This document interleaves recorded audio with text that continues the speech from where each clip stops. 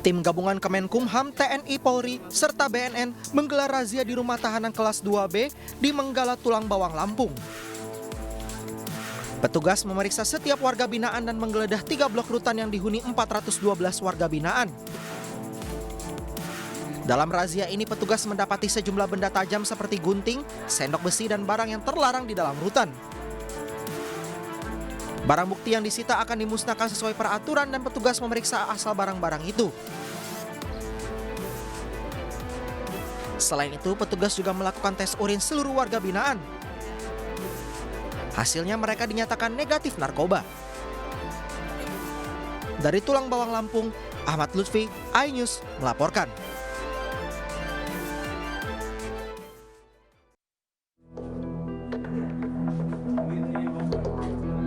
Razia gabungan jelang bulan Ramadan digelar petugas Satpol PP di Ngawi, Jawa Timur. Petugas merazia sejumlah tempat kos dan mendapati 2 pelajar SMA berada di dalam kamar. Kedua pelajar mengaku sedang membolos. Di lokasi lainnya petugas juga memergoki sejumlah pasangan yang belum menikah. Bahkan ada yang bersembunyi di kamar mandi dan lama dibujuk petugas. Mereka yang terjaring kemudian dibawa ke kantor Satpol PP. Sementara para pemilik tempat kos diancam akan diberi sanksi jika kembali mengabaikan aturan. Dari Ngawi, Jawa Timur, Asfi Manar, iNews melaporkan. Ya pemirsa, terima kasih masih bersama kami dalam iNews Pagi bersama saya Yasmin Natania dan rekan saya Bremana Tanaya. Pemirsa, informasi berikutnya, jamaah tarekat Naksabandiah di Padang, Sumatera Barat sudah menggelar sholat taraweh pada Senin malam, pertanda masuknya 1 Ramadan 1444 Hijriah. Penetapan itu dilakukan melalui penghitungan hisab, yakni penghitungan berdasarkan kalender Naksabandiah yang dipercaya secara turun-temurun. Satu persatu jemaah tarekat Naksabandiah di Kecamatan Pauh, Kota Padang ini mendatangi Musola Surau Baru untuk melaksanakan sholat tarawih pertama pada Senin malam, pertanda masuknya 1 Ramadan yang ditetapkan pada Selasa oleh jemaah ini. Penetapan jatuhnya 1 Ramadan dilakukan berdasarkan penghitungan hisab dan ruqyat atau kalender Naksabandiah yang dipercaya secara turun-temurun. Kalender Naksabandiah ini dihitung berdasarkan jatuhnya Ramadan pada tahun lalu. Walaupun kerap berbeda dengan penetapan Ramadan oleh pemerintah, namun pelaksanaan tetap sama dengan melaksanakan puasa selama 30 hari selama Ramadan.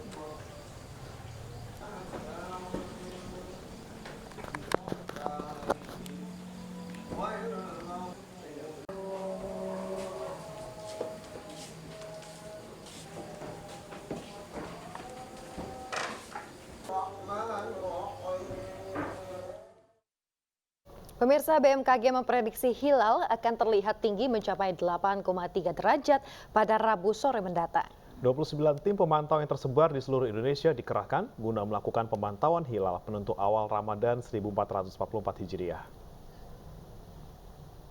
Mohon bisa menunggu hasil dari sidang isbat yang akan dilaksanakan untuk Ramadan nanti tanggal 22 ya. Jadi menunggu sidang isbat hasilnya seperti apa. Tapi dari data yang ada, insya Allah sih semua akan bersamaan. Jadi untuk puasa Ramadannya tanggal 23 Maret 2023. Tapi tetap nanti menunggu keputusan dari Kementerian Agama ya.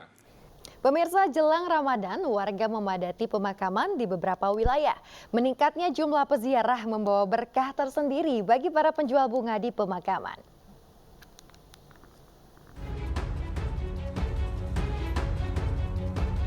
2 hari jelang bulan suci Ramadan, TPU Karet Pasar Baru, Tanah Abang, Jakarta Pusat terus dibanjiri warga yang ingin berziarah. Sejak pagi, ratusan peziarah dari berbagai daerah silih berganti berdatangan untuk memberikan doa di makam mendiang anggota keluarganya sebelum menjalankan ibadah puasa. Meningkatnya jumlah peziarah membawa berkat tersendiri bagi para pedagang bunga 7 rupa. Sejumlah pedagang mampu meraup keuntungan hingga 5 juta rupiah, terutama pada akhir pekan. Omsetnya dibilang ya ini kan ngambilnya ramenya kan 1 minggu.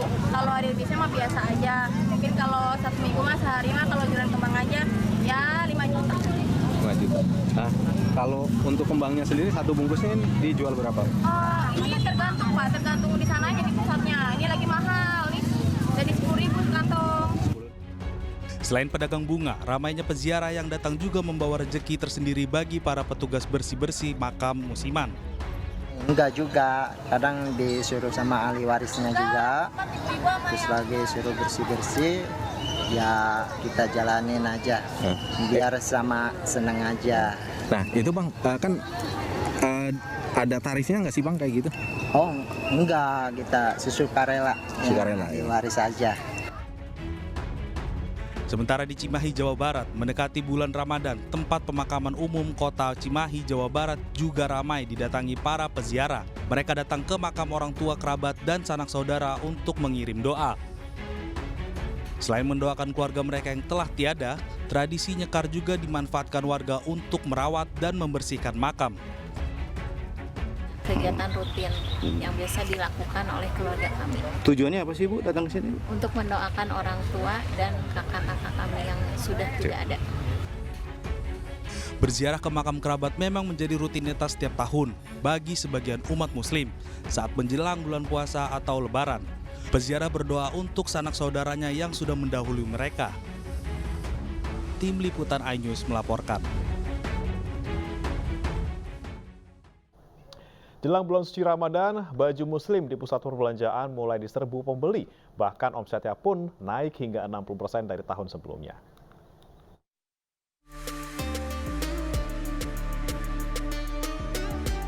Seperti inilah kondisi toko penjualan baju yang berada di salah satu pusat perbelanjaan di Jalan Raya Transyogi, Kota Depok, Jawa Barat. Pembeli dan pengunjung yang dominan kaum hawa ini pun rela antri untuk memilih dan mendapatkan hijab sesuai tren masa kini.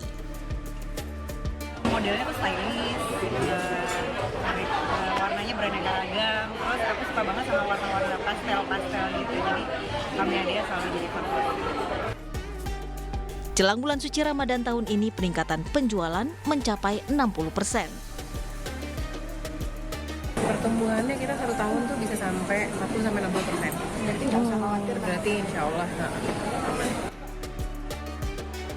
Untuk tren hijab Ramadan hingga Lebaran tahun ini masih sama dengan tren hijab tahun lalu, yakni memadukan hijab dengan dress berwarna sesuai.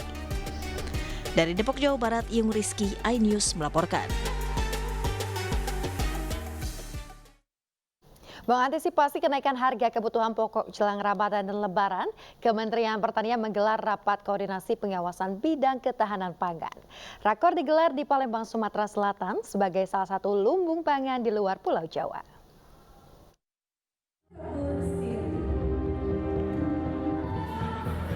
Inspektorat Jenderal Pertanian bersama aparat pengawasan intern pemerintah atau APIP dan aparat penegak hukum atau APH menggelar rapat sinkronisasi dan kolaborasi di Palembang, Sumatera Selatan. Kolaborasi antar instansi dilakukan untuk mewujudkan ketahanan pangan serta mewujudkan pembangunan pertanian tepat waktu, tepat sasaran. Tahun 2022, sektor pertanian berkontribusi 12,40% dari produk domestik bruto Indonesia dan Provinsi Sumatera Selatan menyumbang 13,23% dari produk domestik regional bruto. Sebagai lumbung pangan di luar Jawa, Sumatera Selatan juga menghasilkan produksi beras tahun 2022 sebesar 2.700.000 ton, meningkat dari tahun-tahun sebelumnya. Keberhasilan ini pun mendapat apresiasi dari Kementerian Pertanian. Bahwa Sumatera Selatan menjadi contoh, menjadi best practice, kita harapkan bisa juga kita menuju ke arah rapat koordinasi tingkat nasional untuk berbagi pengalaman success story dengan apa yang telah dilaksanakan di program-program Kementerian Pertanian di wilayah Sumatera Selatan. Dengan rekor pertanian ini, diharapkan sektor pertanian mampu menjawab tantangan saat dunia menghadapi prediksi ancaman krisis pangan. Dari Palembang, Ahmad Syeful, iNews melaporkan.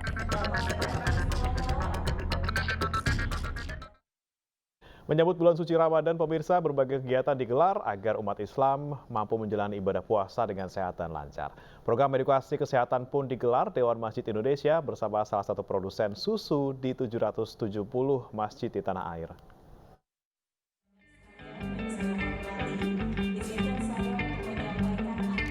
Memasuki bulan suci Ramadan, agar bisa menjalani puasa dengan lancar, masyarakat tentu harus memperhatikan kesehatan tubuh. Melalui program edukasi, Masjid Sehat Jamaah Kuat, Susu Steril 7 Kurma bersama Dewan Masjid Indonesia atau DMI dan Ikatan Dokter Indonesia atau IDI akan menggelar program kaidah atau kajian itu indah ke 777 masjid di seluruh Indonesia. Sama-sama udah menyaksikan penandatanganan MOU ya antara pihak kita, Susu Steril 7 Kurma sebagai brand dan juga dengan Dewan Masjid Indonesia. Kita menjalankan kerjasama ini selama setahun ke depan. Ya, tentunya kita ingin memberdayakan, kita ingin mengedukasikan lebih lanjut tentang manfaat Susu Steril 7 Kurma, bagaimana cara menjaga kesehatan lebih baik lagi di masjid-masjid yang berada di bawah naungan Dewan Masjid Indonesia. Sangat berbahagia ya mendapat mitra baru ya, selain daripada berbagai macam mitra yang sudah ada, yaitu dari pihak Mayora ya, yang dengan misi dan produknya kita bisa menambah pengayaan edukasi tentang makanan sehat, minuman sehat yang tentunya halal dan berkualitas baik. Dan ini perlu diketahui oleh masyarakat masjid maupun di sekitar masjid. Melalui program Masjid Sehat Jamaah Kuat, diharapkan dapat mendukung komitmen Dewan Masjid Indonesia agar masjid selalu makmur atau ramai oleh para jamaah karena terjaga kesehatannya. Dari Jakarta, Anggita Maura, Muhammad Faisal, iNews melaporkan.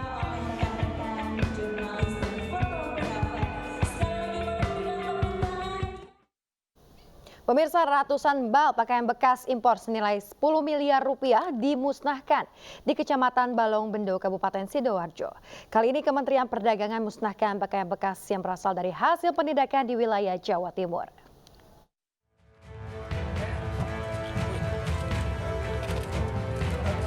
Menteri Perdagangan Zulkifli Hasan memimpin pemusnahan pakaian bekas impor sebanyak 824 bal senilai 10 miliar rupiah Senin siang di Komplek Pergudangan Jaya Park, Kabupaten Sidoarjo, Jawa Timur. Hal ini merupakan komitmen Kementerian Perdagangan dalam pengawasan dan penegakan hukum di bidang perdagangan, perlindungan konsumen, serta industri tekstil dalam negeri. Impor itu yang bekas-bekas tidak boleh. Satu, kecuali yang diatur. Misalnya pesawat terbang, kita perlu, kalau baru mahal, bekas boleh. Tapi secara umum barang bekas tidak boleh, termasuk pakaian. Ya, pakaian itu ada sepatu, motor, macam-macam bekas nggak boleh. Dagang bekas boleh nggak? Boleh, kalau tidak impor. Boleh, ya, kan banyak di pasar-pasar bawah jualan, boleh. Tapi tidak impor barang bekas dan tidak ilegal. Oke. Pakaian bekas merupakan barang yang dilarang impor berdasarkan Peraturan Menteri Perdagangan Nomor 40 Tahun 2022 tentang perubahan atas Peraturan Menteri Perdagangan Nomor 18 Tahun 2021 tentang barang dilarang ekspor dan barang dilarang impor. Selain itu, kegiatan thrifting memberi dampak negatif kepada UMKM lokal hingga berdampak pada lingkungan. Tentunya ini akan mengganggu UMKM kita yang sebagian besar adalah pabrik-pabrik produsen garment. Jadi sekitar 80% dari produsen garment ini adalah UMKM. Dan juga ini tentunya tidak hanya mengganggu pasar mereka, tetapi juga mengganggu lapangan kerja. Selain itu, impor pakaian bekas juga berpotensi menimbulkan masalah lingkungan. Terkait hal tersebut, masyarakat Indonesia dihimbau agar lebih mengutamakan dan meningkatkan penggunaan produk dalam negeri, sehingga industri tekstil lokal Indonesia bisa berkembang dan produknya semakin diminati. Dari Tim Liputan, iNews melaporkan.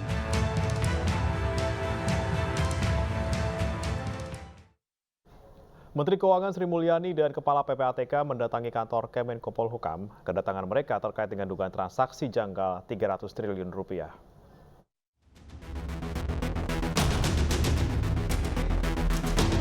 Menteri Keuangan Sri Mulyani mendatangi kantor Kemenko Polhukam dengan membawa tas hitam dan beberapa dokumen.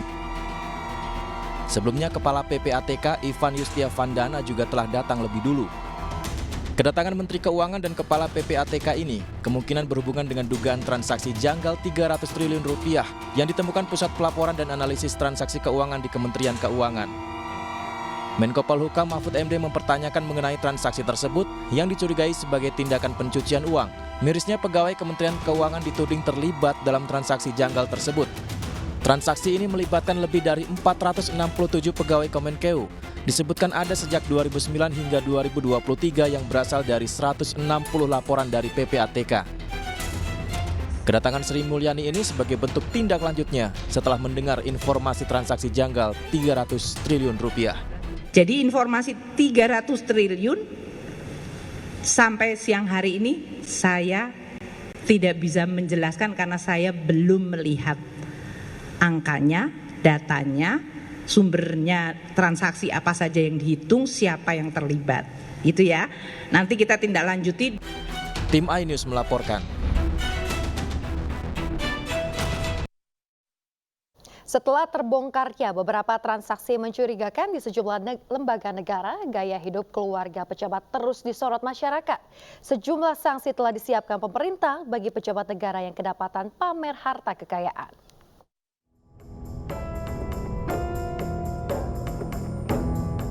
Istri pejabat Kemensetnek SH Rahmansyah Abrar pamer harta kekayaan di media sosial.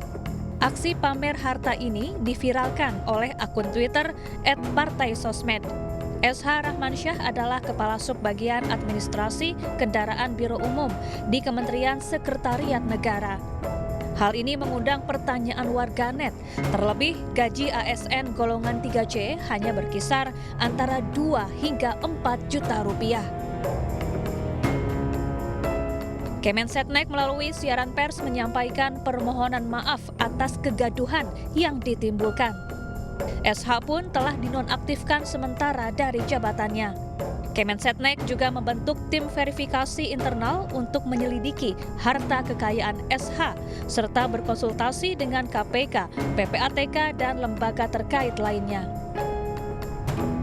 Tidak hanya pejabat Kemensetnek, istri Brigjen Endar Priantoro, Direktur Penyelidikan Komisi Pemberantasan Korupsi yang giat melakukan pemeriksaan, justru terpantau gemar memamerkan gaya hidup mewah. Melalui video yang dibagikan di TikTok, terungkap kekayaan yang dimiliki salah satu pejabat lembaga rasuah tersebut. Hingga kini Dewan Pengawas KPK dan pihak kepolisian masih terus mengklarifikasi LHKPN milik Endar. Klarifikasi ini dilakukan untuk mengecek ada atau tidaknya pelanggaran kode etik. Aksi pamer harta kekayaan juga dilakukan istri Sekretaris Daerah Provinsi Riau, SF Haryanto. Dalam foto-foto yang beredar di media sosial terungkap kekayaan milik keluarga ini. Bahkan dari foto tersebut, Haryanto sekeluarga terpantau sering berlibur ke luar negeri. Namun Sekda dan keluarga membantah memiliki hidup mewah. Bahkan ia mengaku barang-barang yang dipamerkan adalah palsu. Sebelumnya, aksi pamer kekayaan juga dilakukan anak Kepala Bea Cukai Makassar, Andi Pramono. Anak Andi kedapatan belanja pakaian yang mencapai puluhan juta rupiah dan ditunjukkan di media sosial. Tidak hanya itu, sejumlah unggahan yang menunjukkan gaya hidup mewah keluarga juga beredar di media sosial. Kementerian Keuangan dan KPK akhirnya memanggil Andi untuk diperiksa terkait kepemilikan harta tak wajar yang mencapai 13 miliar rupiah. Pemerintah sebenarnya telah mengingatkan para pejabat negara untuk tidak pamer harta kekayaan. Hal ini untuk mencegah timbulnya keresahan di masyarakat. Pasalnya, gaji pejabat berasal dari pajak yang dibayarkan masyarakat. Tim Liputan iNews melaporkan.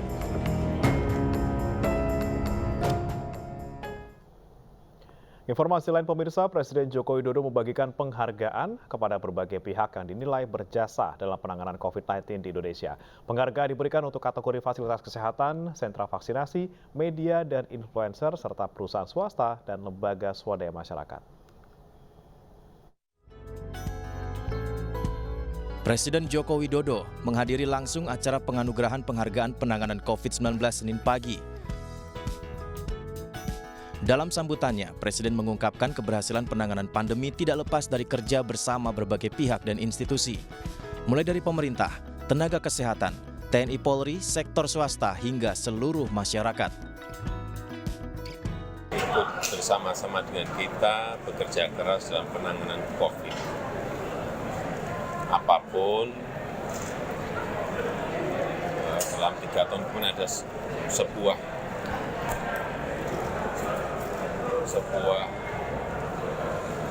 suasana yang sangat sulit sekali, tetapi bisa kita lalui. Dan Presiden menyampaikan apresiasi kepada seluruh penerima penghargaan yang terbagi dalam 16 kategori. Di antaranya kategori kabupaten kota dan provinsi terbaik, kategori Kodam, Kodim dan Polda Polres terbaik, sentra vaksinasi, puskesmas dan rumah sakit, hingga negara sahabat yang dinilai telah mendukung pemerintah dalam penanganan pandemi. Penghargaan juga diberikan untuk kategori organisasi, perusahaan swasta, serta media dan influencer. Tim Liputan iNews melaporkan.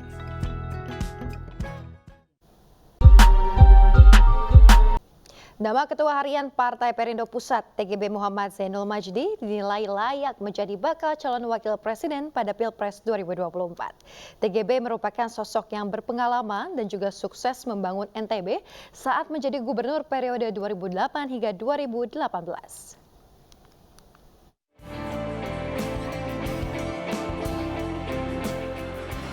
Menurut Ketua Bidang Organisasi dan Kaderisasi DPP Partai Perindo Yusuf Lakaseng, mantan Gubernur Nusa Tenggara Barat selama 10 tahun Tuan Guru Bajang Muhammad Zainul Majdi, figur yang memiliki kemampuan dan pengalaman menjadi sosok pemimpin.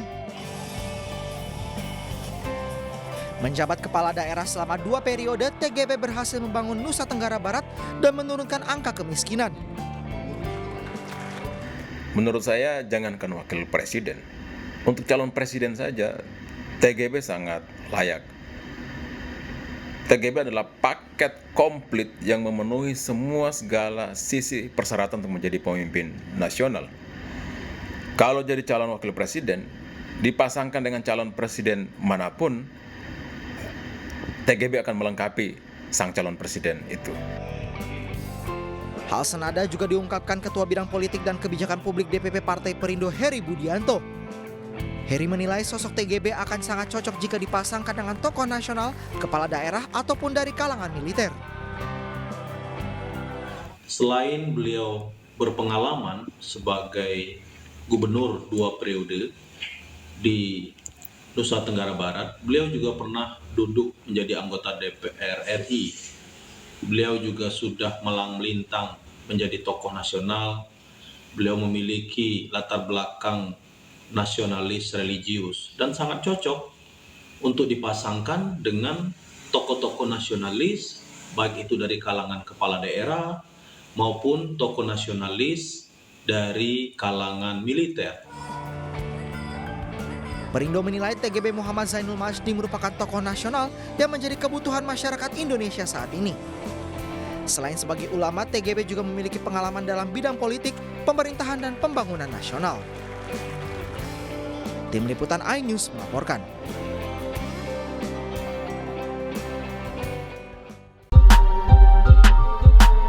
Pemirsa, Dewan Pimpinan Pusat Relawan Perempuan dan Anak Partai Perindo menggelar konsolidasi bersama DPD dan juga DPC RPA Partai Perindo se-Jakarta Barat dan RPA Partai Perindo Bekasi, Jawa Barat. Konsolidasi ini dilaksanakan guna menjabarkan visi dan misi RPA Partai Perindo hingga tingkat daerah.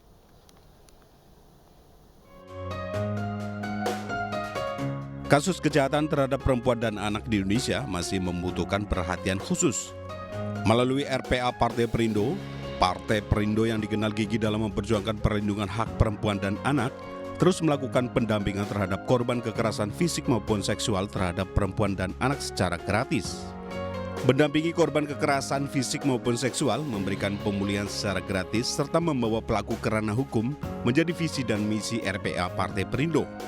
Kami berharap visi itu sampai turun ke akar rumput, sampai ke tingkat RT seperti yang menjadi harapan dari Ketua Umum Partai Perindo agar Partai Perindo bisa menjadi partai yang besar. Kekerasan perempuan dan anak ini kan semakin meningkat gitu ya, tapi banyak yang tidak berani melaporkan.